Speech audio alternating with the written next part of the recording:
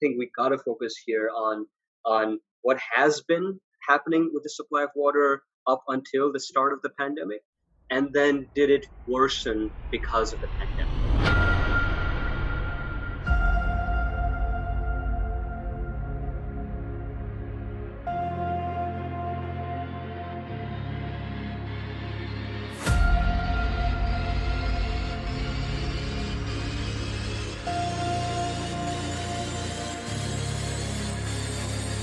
My name is Dr. Robin Dakal. So in terms of the effect of the current pandemic onto the local governments is enormous. The Hialeah plant serves portions of the city of Hialeah and Miami Springs. Typically, we have about 30 million gallons a day flow between the plants from Preston to Hialeah out to customers. All the filter controls are manual here. Most of the newer water plants, this is a whole automated system. The tank started leaning, so they got nervous that it was going to collapse, so they ended up removing it.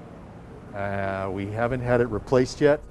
The only impact in terms of the production process is that there's reduced hours and reduced number of employees. Very minor staffing issues, maybe a little slight increase in overtime to cover people that have had to quarantine.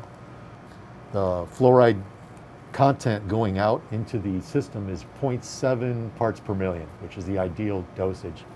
If you get higher dosages than that, it can continue to fight cavities, but it will also you start getting mottling and discoloration on your teeth. It's not a harmful dose. Much higher than that, maybe 2 parts or 4 parts per million or more, can be bad for your health. The commercial use of water, the commercial use of electricity is down throughout the U.S.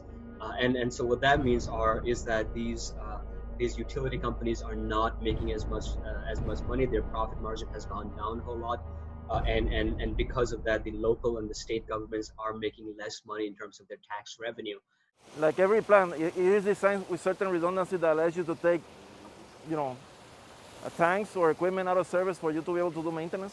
Right now, this tank is out of service. The general population probably just overlooks this, right? Because there's no appeal to looking into the public utilities and how things work there and the regulations and the issues behind it. But it is really important, right? Because even if you lost access to electricity for a couple hours or access to the drinking water for a couple hours, your life is just completely messed up. When this all started, I didn't imagine that it would get so difficult. And it was heartbreaking because we had people that are very, very insecure, nervous, coming to work in the middle of a pandemic. At any given moment, we only have 2 to 3 people here. We try not to have any more than that. And also because of COVID-19. We did have some COVID positives in the labs.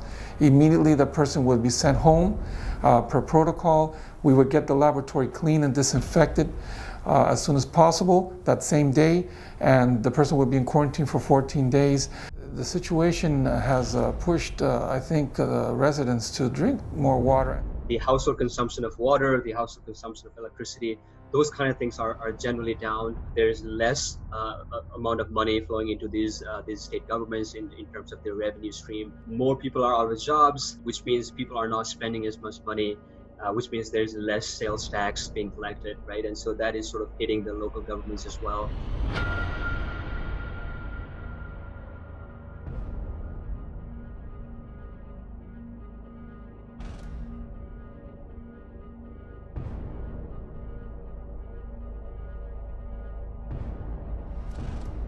Yes, you're trying to stop the spread of the virus, but at the same time, you're also slowing down your own revenue stream. But the sector in itself has taken a hit. Operations never stopped, not in water operations, not in wastewater, and the laboratories were open continuously, and that helped us be prepared for this situation. But it was, I have to admit, it was pretty scary at the beginning. It was indeed. If there's any sort of disruption in the utility, any sort of disruption in the water supply, the circulation of water into people's homes, then people were going to have to find other ways, other means to get water.